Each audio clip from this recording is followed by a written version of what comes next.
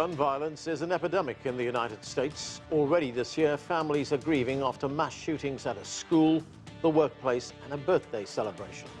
Hello, I'm Arnold Neidem, and this is The Heat.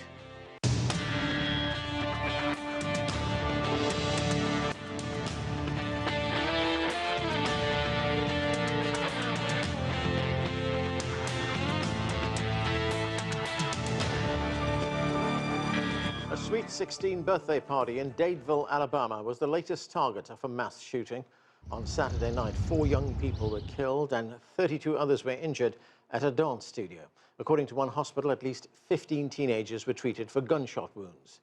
There have been 164 mass shootings this year, according to Gun Violence Archive, a not-for-profit corporation which tracks gun violence in the United States. It defines a mass shooting as 4 or more people shot or killed. The United States Congress has rejected banning assault weapons or high-capacity magazines because of ideological differences based on the Second Amendment of the United States Constitution, which gives citizens the right to bear arms. According to Open Secrets, an independent organization, lobbying groups spent more than $8 million in 2022 to promote gun rights. The National Rifle Association, considered the most influential firearm group in the country, held its annual convention over the weekend. Former President Donald Trump, who is seeking the Republican nomination in the 2024 presidential election, told the audience mass shootings are not a gun problem. Our country has been chock full of guns for centuries, and there was no talk of massacres of school children until around the year 2000. That's when it really started. They started talking about it. This is not a gun problem. This is a mental health problem. This is a social problem. This is a cultural problem. This is a spiritual problem. For more now on the U.S. mass shootings, let's bring in our panel. Joining us from Georgia is Bill Crane. He's a political commentator and columnist. From Florida, Benjamin Dowd Arrow is the director of the Bachelor's in Public Health program at Florida State University. Also with us is Angela Stroud. She's an assistant professor of sociology and social justice at Northland College in Wisconsin and the author of Good Guys with Guns, The Appeal and Consequences of Concealed Carry. And here in Washington, D.C., Robert Patillo is a civil rights attorney and talk show host. Thank you to all of you for joining us. Robert Patillo, there is now an average of 1 mass shooting every day in the United States. The United States has by far the highest per capita gun ownership in the world. We just heard Donald Trump speaking there, and he says it's not guns, it's the culture, it's social problems, it's mental health issues. Does he have a point? Do people have too easy access to guns, and are they too easy to use those guns when they have problems? Well, I think President Trump is very much walking around the issue that exists. Of course, guns are the issue. There's mental health issues all over the planet. Nearly every industrialized nation, there are criminal elements in every single country around the globe. They do not have these same problems because America has 1.5 guns to every single man, woman, and child in the entirety of the country. And I'm a gun owner. I'm a supporter of the Second Amendment. However, I do not think the Congress can continue to skirt around the issue of needing to regulate gun ownership. The Second Amendment specifically says a well-regulated militia. The NRA and President Trump's position is there should be absolutely no regulations, and until we get around this impasse, we're not going to be able to bring an end to this rash of gun violence in our country. Well, Robert, as you point out, there are more guns than people in the country. And if I could ask you, as an example, you say you own a firearm. Why do you have a firearm? For all the reasons that are articulated in our Constitution. I believe that individuals should have the right to defend themselves. I believe that individuals should have the right to protect their families. I don't think you should have to depend on the government to come and protect you. But I also believe that you should have to have licensing to own a firearm. I think you should pass a criminal background check to own a firearm. I think you should have to pass a mental health background check. I believe in red flag laws. I believe in magazine capacity limits, etc. That you can put regulations around the ownership of a firearm to both protect the Second Amendment, protect the right to personal defense, but also rein in much of this reign of terror that's being experienced by much of this country, because this completely unregulated nature of gun ownership, many states are now expanding that to have permitless concealed carry in their states. It makes it a very dangerous environment where everyone's trying to one-up each other on their capacity to be armed and to defend themselves. Angela Stroud, in 2020, gun violence surpassed car accidents and disease to become the leading killer of children in the United States. The death rate is nearly 5 in every 100,000, and the United States CDC, that's the Centers for Disease Control, says nearly 3,600 children were killed by guns in 2022. What, in your view, is the correlation between the high incidence of gun ownership in the country and the mass shootings that we are seeing, and why children? Why so many children being killed? Well, I mean, there's a lot of people being killed, and children are one segment of our population, of course, and so they too fall victim to this. But 2020, if you think about the context, we're seeing more division socially, more antagonisms, more hostility, and you add, as the previous speaker said, you add the proliferation of firearms, reduced regulations into that really sort of hotbed of tensions, and what you get is violence. And there are states around the country, some like Connecticut, that have safe storage laws that keep guns out of the hands of young people. But we have other places where people are organizing in strict opposition to the idea that you would have to legally be allowed to store your guns in a locked safe.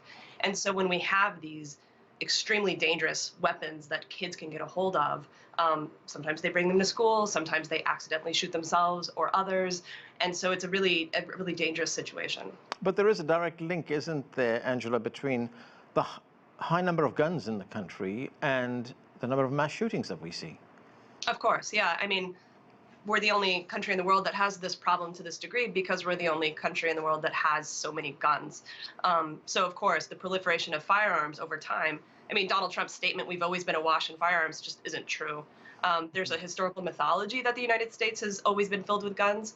But what has happened since the 90s in terms of the takeoff of the proliferation of firearms is truly unprecedented. To have more guns than people now is something that's happened just over the last 10 years. Of course, it's something that's been ongoing, but we have so many firearms; they're so easily available, and so that's the problem. When you have those widely available, people get a hold of them and they use them for all kinds of reasons. All right, you say gun ownership accelerated, Angela, in the 1990s. What prompted that? Gun ownership didn't accelerate in the 90s. What happened in the 90s was the wide circulation of semi-automatic handguns for the first time. So you had a new firearm in the market. And then when the 2004 assault weapons ban passed, semi-automatics became a part of the market in a bigger way. And so you saw the introduction of firearms that became very popular and restrictions on those falling away. And so what happened is this market blew up. And at the same time, around 2008, with the election of Barack Obama, you have the NRA turning on the political heat around the idea that the government is going to come take your guns. And so stockpiling large amounts of guns became something that became normalized, and especially these semi-automatics. And so those are now much more widely available. Gun ownership has increased dramatically, though, over the last 4 years. We've seen record-breaking sales, and there's some indication that that's going to people who weren't previously gun owners. So it's going to take a little bit for us to know exactly how much gun ownership has changed. Those data kind of lag. But we do think that a significant percentage of the population became gun owners in 2020, 2021, and 2022. Benjamin, if we look at the ownership of guns here in the United States, and as we've been saying, there are more guns than people, 390 million guns in circulation, according to the Small Arms Survey, and this is in a country of 332 million people. I mean, if we add to that the fact that there's something like 18,000 police forces, separate police forces in this country, all heavily armed, many of them armed with military-grade weapons as well.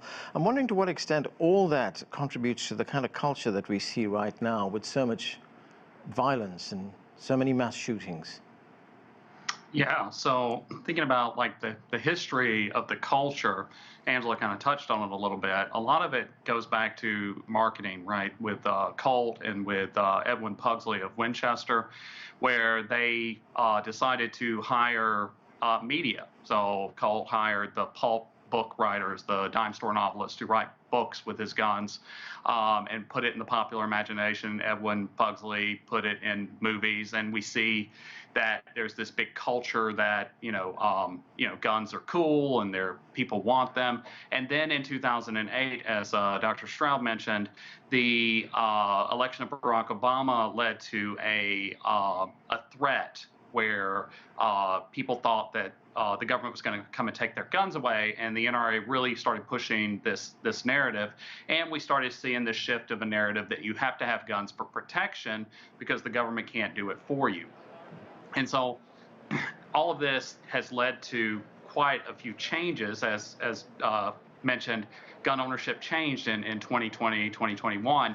I published a paper on it with my colleagues, and it shows that individuals that feel financial strain during the pandemic were more likely to buy a gun, as well as younger individuals that were not normally. Guns ownership has mostly been concentrated in middle-aged white men, and during the pandemic, it skewed much younger among those groups. So you have all of those factors coming in because of civil unrest. You also have, with those economic strains, that is, something that might cause someone to want to get, their frustrations vented out because they can't, reach what society says they're supposed to, right? Like, because a lot of these things happen at workplaces, not just at schools. Yeah. So we start seeing a lot of these different things adding to those factors. Benjamin, we often talk about the strength and the power of the military-industrial complex here in the United States, and of course they manufacture guns as well. But if we look at guns that civilians buy, including small arms as well as semi-automatic rifles, I mean, it's a pretty big industry, isn't it? It contributes, according to the latest figures we have, something like more than $50 billion to the United States economy, and the industry itself is worth $28 billion. How powerful are they? How powerful is this industrial group? Industry? Or like, no, what do you mean? The firearms industrial, the manufacturers who make these firearms. How powerful are they in this country? Powerful, especially through their lobbying groups like the NRA. I teach a course at Florida State University called Guns and Society, and one of the things that we actually look at is who does the NRA actually represent, gun owners or the gun manufacturers? And I let my students come to those conclusions, but there's a lot of evidence to suggest that they are more interested in helping gun manufacturers sell more guns. The whole concept of a good guy with a gun being needed to stop a bad guy with a gun just sounds like an advertising ploy to sell two guns. Bill Crane, President Biden has responded to the weekend shootings of Ishmael this past weekend. He called them outrageous and unacceptable. He's urging Congress to ban assault weapons and high-capacity magazines and require background checks for purchases. Now, the United States did have an assault weapons ban, which ran from 1994 to 2004 for 10 years. Could we see a return of that ban? And the data that I've seen, which is somewhat contrary to one of the other guests tonight, thanks for having me back, would show that that's when the buying sprees started, when we started to ban certain classifications of weapons, because you can buy through the internet, off-market, out-of-country, private gun shows, any number of weapons that you may not be able to buy through legal channels. Also in the United States, another country, Brazil, is seeing a rapid incline and increase in these types of mass shootings. Having a child in middle school about to go into high school and a daughter who's also a teacher, these things concern me, but it's more than a one-dimensional problem. We should be hardening the targets, making public schools and private schools safer, but mental health, and I'm not a fan of the president, I am a gun owner, both a handgun and a rifle in my household, and probably among these guests, the only NRA member. But I would point out the spending figure on lobbying for the National Rifle Association of only $8 million. We had one Senate race here in Georgia this year that had an excess of $100 billion spent by one candidate who's a Democrat, who was advocating strong gun control laws. And the state in the nation that has the most stringent gun control laws and metro area with the most stringent gun control laws are Illinois and Chicago, which also have the highest rates of violent crime and homicide by firearm. So this is not ban guns or take up all of the semi-automatic weapons to solve this problem. This is about mental health. This is about a large number of young white males who feel like they don't fit in, many of whom are on mind and mood-altering drugs and substances like ADD and Ritalin, very commonly prescribed, who use and are regularly spend time on video games or watching videos that sort of numb their sensitivity to the danger of loss of human life. So it's a much bigger issue. But when we talk about legislation, it seems the only thing we ever want to talk about is regulating gun ownership. But do you believe there should be more regulation of gun ownership? Yeah, yes, I think we should do away with the loophole for private sales, which is in all 50 states. I think we should look at requiring training. I was trained before I owned my first handgun. I don't have children that want to use them, but if they ever choose to, they're going to be trained before they even put their hand on one. I believe we should look at regulation, certification, and registration in all 50 states, a common standard, which we don't have now. But I'd start there as opposed to regulating the ownership of classifications of guns, because if you do that, all you'll do is push up the prices. The prior president, Democratic, outlawed stockade bumpers that absorb shock in semi-automatic weapons, which caused the market and prices to go up, but people just ordered them from overseas sellers. They didn't stop ordering them, they just can't order them domestically. And again, yes, firearm manufacturers are a large industry, but the number you just tossed out, the American automotive industry is 3 times that. The airline industry is larger than that. They are a big player. They're a big employer and manufacturer. But I think we overstate their import and their impact in the legislative process. They also have a lot of clout, Bill, in Congress. If we look at some of the lobbying that's going on, they're very influential politicians like Mitt Romney, Marco Rubio, Tom Cotton, Josh Hawley. They pocket millions, not themselves, but their campaigns from the gun lobby. I mean, has the lobby effectively bought politicians in this country? I'm not saying that there's no politician who doesn't call the NRA up once a week and say, what do you want me to do? But that's true of almost any special interest. Organized labor spends considerably more on the Democratic side of the aisle, principally on political issues and positions they want to see passed into law or stop from being passed into law. So yes, manufacturers of firearms and gun owners are a lobby, and they're not an insignificant one. But I really think we sort of overly villainize and overly import them to make them look like a Disney villain compared to where they are in the role. And it is not the only issue at hand here when we talk about these mass shootings and mass homicides, but it's the only issue people seem to want to discuss. Automotive accidents involving distracted driving and substance driving, alcohol or other drug addiction, is almost equal to, in number, the number of children and teenagers who die in gun shooting accidents. But we never seem to talk about more restrictions on driver's licenses or more restrictions on parents' training of driver's license or restriction. We raise insurance rates, but we never talk about taking that right away when about 35 to 40,000 Americans die every year in automobile accidents.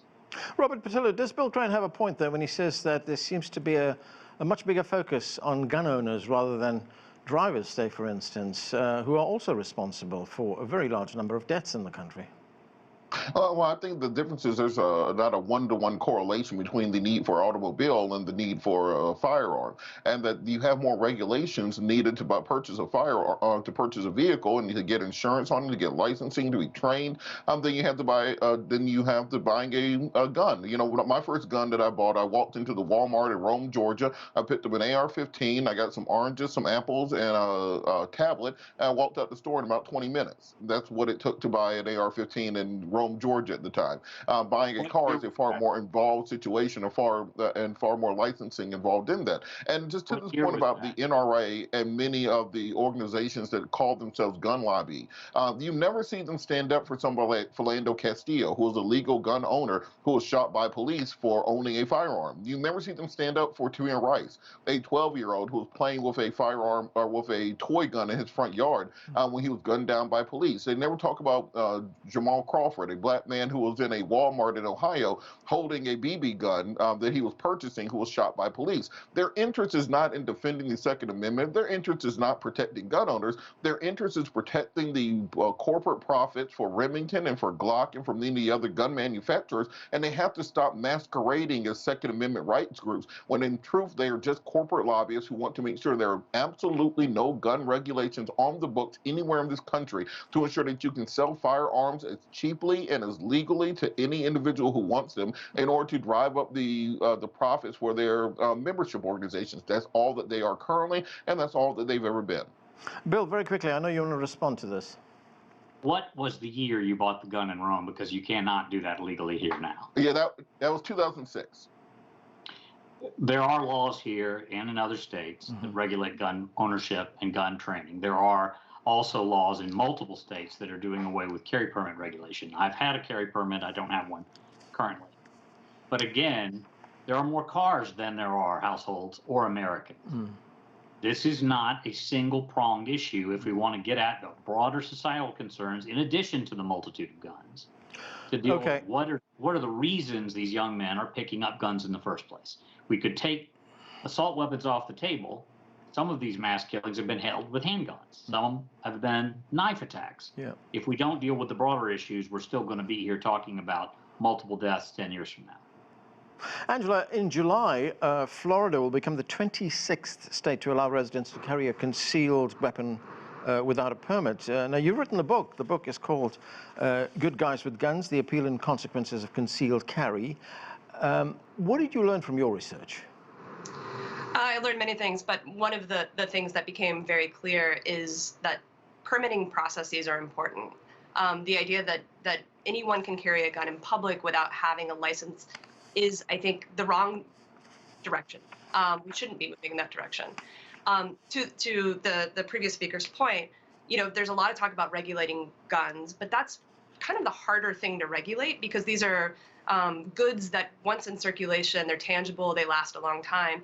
Regulating people would be much easier, and it makes much more sense. So requiring a license to carry one in public, for example, is a common sense regulation that, let's just be clear, in 2008 and 2009, that was considered normal. There were very few places. It was like Vermont and Alaska that did not require a license to carry a firearm. But as the political winds have changed, it's become like required for conservative states to kind of one-up each other by passing or getting rid of anything that looks like a regulation because they want to look like the most pro-gun state possible. And to sort of show your conservative credentials, you have to do away with anything that would be reasonable. And I think that's just not helpful. We're in this position where we're defending guns so much and we're defending access as this political weapon. But, to the other point about cars, I have a kid in high school too. It sounds like a few people on the panel do. How many times has your kid been in a lockdown because someone was driving a car erratically? Probably hasn't been happening. But the threat, the fear, the terror that people are experiencing because of guns, the gun violence that's happening. And, Chicago gets used a lot as a punching bag. People love talking about Chicago. But if you want to talk about Chicago, what you really need to talk about is the fact that local regulation isn't enough with firearms. Because people in Chicago go to Indiana, and that's where they get their firearms because there are almost no regulations in Indiana. It doesn't take much to drive across state lines and to get a firearm. So we're in this position where there's so much political utility of guns. It's politically useful to take a particular kind of position. Meanwhile, more gun violence, more gun deaths, and we want to say it's just mental health. Even if it is just mental health, which there's not good evidence on that, but even if it was, it's mental health plus guns. And we know that because it's guns that are doing the killings. It's guns that are enacting all of the violence. And some guns are just really, really good at that. They can kill a lot of people very quickly. So I wish people who are doing the killings. It's people who are doing the killings with guns. I've never said it was just mental health, and I don't believe it's just mental health. Yeah. But if we're going to do both, drug addiction and dependency. It's mental health. It's society feeding kids stuff that's considered typical and topical, without any concern about what that content's doing to their brains or their emotional psyche. Okay, I want to get to Benjamin. Benjamin, there were two shootings over the weekend which made a lot of news in the United States. One was that of a 16-year-old teenager who was shot when he knocked on the wrong door at a home in Kansas City in Missouri. And the other was a 20-year-old girl who was shot for going up the wrong driveway in New York State. Now, the prosecuting attorney says the shooting of the teen who knocked on the wrong door was racially motivated. But what does this tell us about a society where teens can get shot? It appears so easily, can lose their life or be severely injured just for knocking on the wrong door or going up the wrong driveway. Yeah, I think that brings up a good point, like was mentioned earlier about how the NRA does not protect people like Philando Castile. They haven't come out in defense of the young man that was shot and killed yet either. And his the person who killed him has not, as of last I saw, not been arrested yet because they were waiting for the victim to give a statement, whereas the young woman who was shot and was white, that person has been arrested. So I think there is a case that this racially motivated, including like bringing up Chicago. That's usually a racist talking point. Chicago's not even in the top 25 worst cities. The top city belongs to St. Louis, Missouri. And there was another point trying to deflect about what guns, are being blamed on and blaming it on like video games and movies. And there have been numerous studies, including by a colleague here at FSU, that shows there's absolutely no connection between those things.